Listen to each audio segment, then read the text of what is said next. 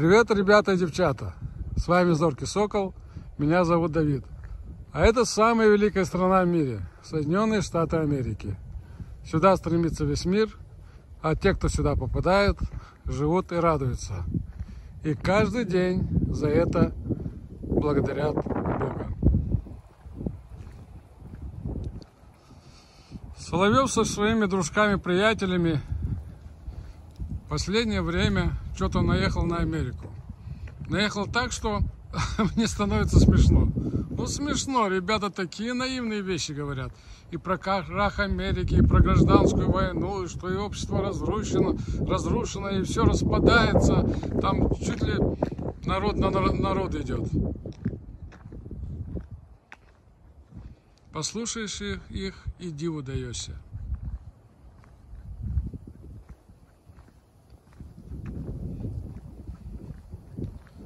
И думаешь, о чем эти ребята думают. Кстати, это мой нейборхуд, это мой район, где я проживаю. Один из тех домов, которые мы проходим, это наш дом. Один из моих домов. Ну, хороший район, чистый, красивый.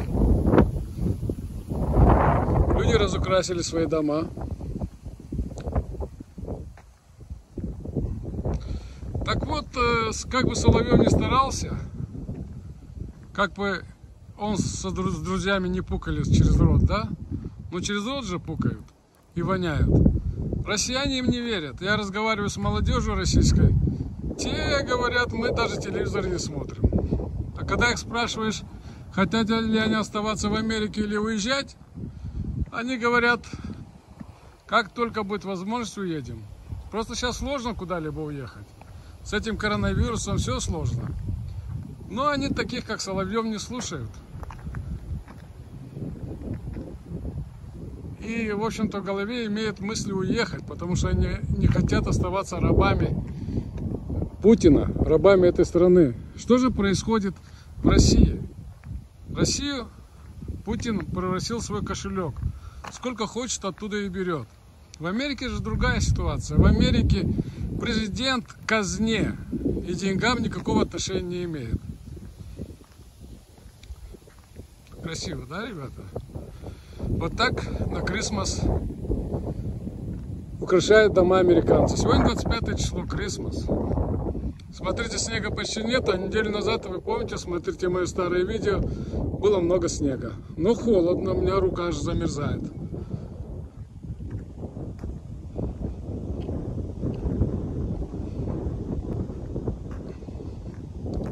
В Америке нет такого, что президент сколько мог из казны мог брать денег. Нет, у него есть свой фонд, и то он им свободно не распоряжается.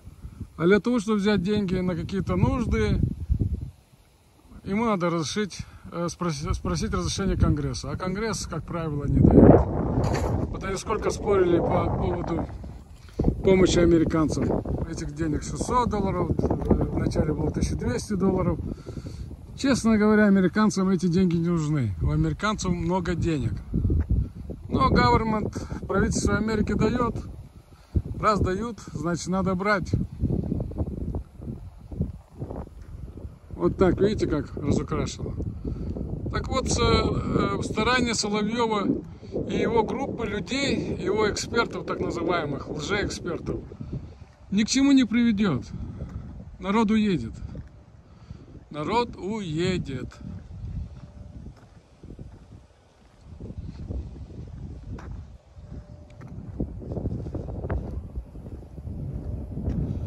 Вот так, ветерок дует, наверное, будет со звуком плохо. Ну, как есть, так есть. Вот это наш район. Хороший, чистый район, красивый. Здесь, кстати, дубы растут. Район, состоящий из дубов. Вот смотрите, как разукрашивают американцы дома.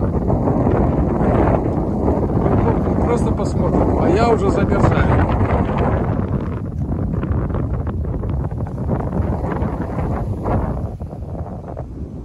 Кто-то так скромно разукрасил. Может быть, и я. Мы Крисмас не отмечаем, но у меня зять христианин, итальянец.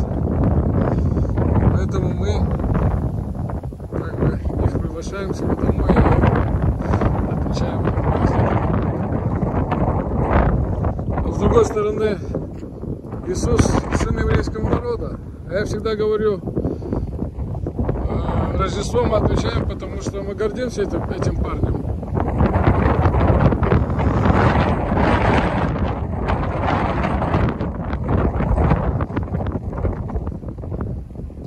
Вот так разукрасили. Скромно разукрасили. Все равно американцы в этом плане молодцы. Я надеюсь, молодежь, которая приехала сюда и растет здесь, будет также соблюдать эти традиции. Вот, моя дочка, допустим, свой дом разукрасила. Ну, правда, у меня зять, я еще раз говорю, католик, христианин, они разукрашивают. Но все равно моей дочке нравится. Как-нибудь я покажу их дом.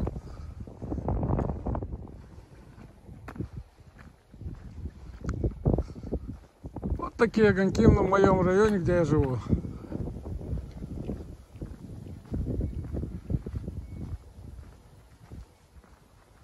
К сожалению, не так разукрашивают сейчас дома, как раньше было. Раньше, 18 лет назад, когда я приехал, конечно, покрасивее было, покруче. И каждый дом был разукрашен. А сейчас наехали иммигранты, для которых это чуждо. Многие не разукрашивают, многие считают, что это не надо. Но я опять повторюсь, я надеюсь, что дети наши будут разукрашивать дома. Потому что это очень красивая традиция. Вы знаете, на Рождество люди специально со всего мира приезжают в Америку. Вот посмотреть на это. На то, как американцы разукрашивают дома. Вот специально приезжают. Разве это не красиво? Светло. Классно. Глаз радуется.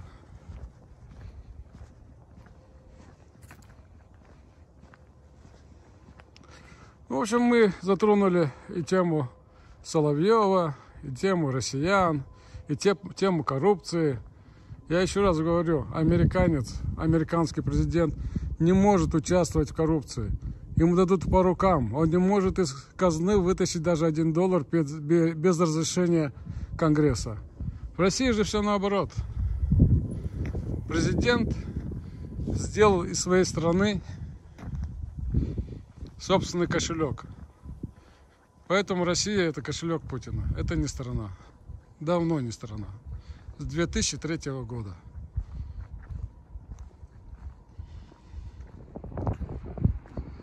И удастся команде Соловьева со всей его пропагандой удержать российскую молодежь. Российская молодежь понимает, что она ничего изменить в стране не сможет. Но это очень рискованно. Потому что Путин, я думаю, Путин будет убивать. Много крови прольется, но власть он не сдаст.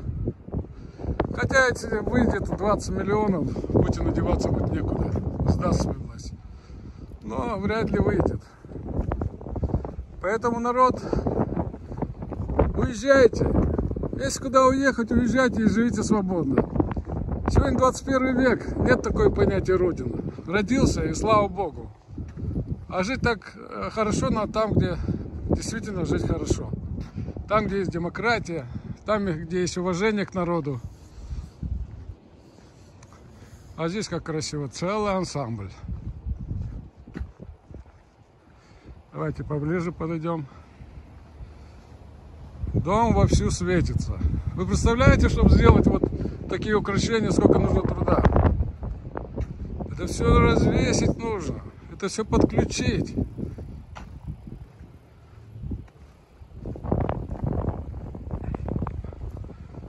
Вот какой домик, какая красота.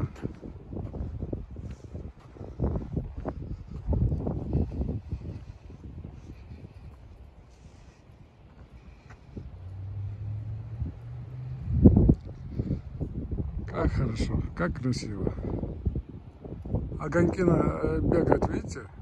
Дома огоньки бегают. Цветные.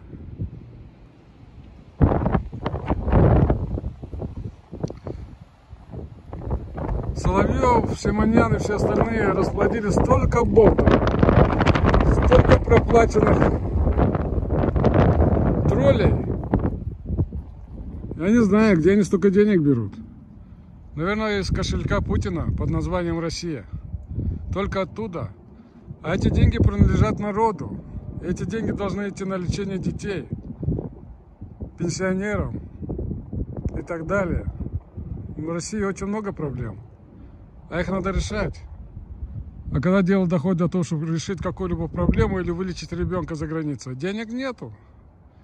А на троллей, и у них много денег, находятся деньги. Вот такая красота, видите, ребята? Красота!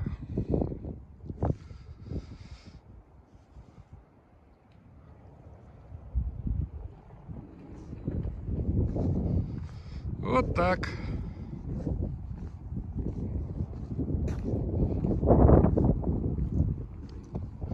Но ничего, Россия спрянет от сна.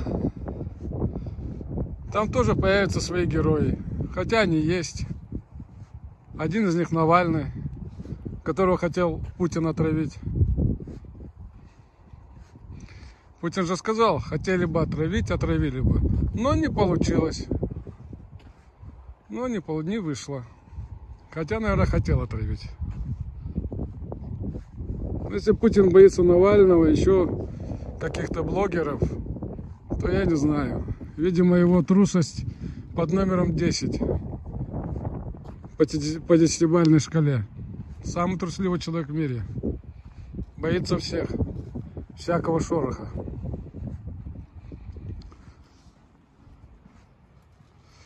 Ну все, ребята. Я показал вам рождественскую Америку.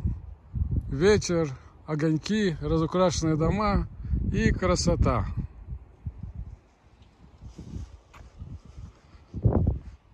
Подписывайтесь на канал, ставьте лайки, пишите комментарии и участвуйте в нашей лотерее. Давайте, подписывайтесь. Я не из тех, кто будет ругать Америку. Америку не за что ругать. Америка лучшая страна в мире, она идеальная страна. Все здесь прекрасно. И все зависит в Америке от человека. Вот я приехал в Америку, я расскажу вам еще свою историю. И просто делаю свое дело. Никто мне не мешает. Никто с меня не спрашивает и не говорит, откуда ты и что ты здесь делаешь. Я приехал в чужой штат, открыл бизнес, и бизнес работает. Вот такая страна должна быть. А не Россия. Ты приезжаешь в чужой город и начинаешь спрашивать, кто такой и откуда ты. Никто меня не спросил в чужом штате, в чужой стране, откуда я и что хочу делать. Работаю в рамках закона, и этого достаточно. Пока, смотрите дальше. Внимание! Розыгрыш от нашей золотой рыбки Путина. Вы помните ее историю? Она была черная, сейчас стала золотая, а значит стала добрее. Розыгрыш очень серьезный. Вот такой телефон. iPhone 8 мы будем разыгрывать, когда на канале будет 2500 подписчиков. Так что подписывайтесь, ставьте лайки, пишите комментарии, и кто-то из вас выиграет этот новенький, еще в пленочке, iPhone.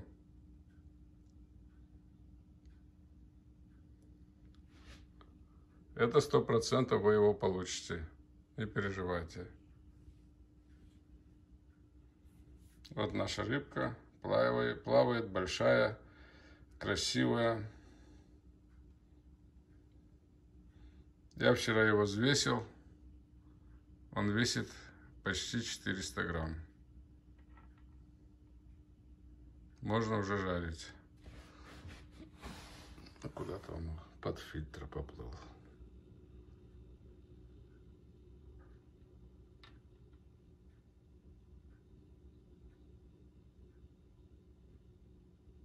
Ну что ж, вот этот iPhone от нашего Путина мы разыгрываем. Подписывайтесь на канал, и, возможно, кто-то станет обладателем этого айфона. Все, ребята, будьте активнее. А мы вам расскажем еще очень и очень много интересного. Вот она плавает там. Где-то этот Путин. Вот он говорит вам: подписывайтесь и получите свой iPhone.